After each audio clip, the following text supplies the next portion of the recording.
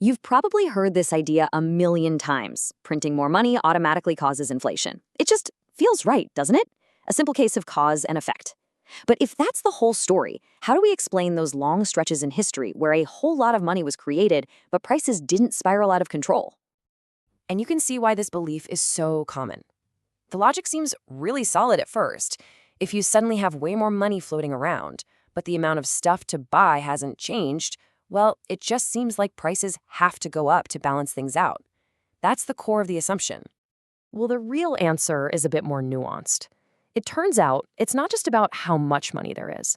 It's about how that money interacts with the economy as a whole, what it does to demand, how much we can actually produce, and maybe most importantly, where that money ends up going. So let's break that down.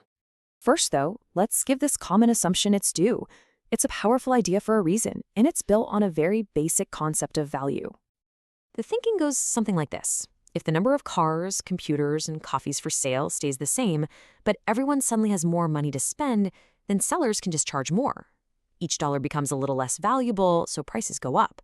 But you see, that whole idea hinges on one critical assumption, that the amount of stuff to buy actually stays the same. And that's not always the case. To really get the full picture, we have to look past that simple idea and focus on the relationship that truly drives prices.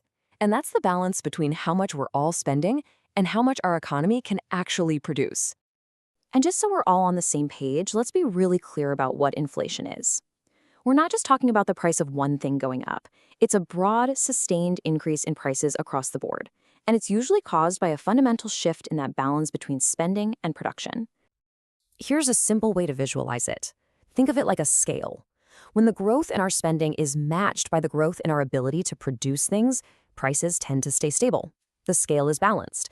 But inflation really kicks in when our spending starts to grow faster than our ability to make more stuff. That's when the scale tips. This brings us to what might be the most important question of all. When new money enters the system, does the economy actually have any room to grow? See, here's the crucial part.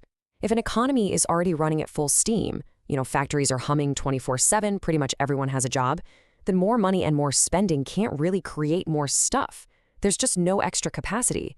In that situation, all that new money does is bid up the prices of the things that already exist. But now, let's flip that. Imagine an economy that's only using about 75% of its total potential. That big gap between what it's doing and what it could be doing, that's unused capacity, and that's an opportunity. Here, an injection of new money can actually put that idle potential to work, helping to create more goods and services, which can absorb the new spending and keep prices stable. And just to make this super clear, unused capacity isn't some abstract idea. We're talking about real things. It's factories that are sitting empty, it's people who are looking for work, and it's resources that aren't being used. These are all productive parts of the economy just waiting to be activated. All right, so there's another huge piece to this puzzle. It's not just about creating money. We also have to ask, where does that new money actually go? Because not all of it ends up being spent on a new TV or a trip to the grocery store.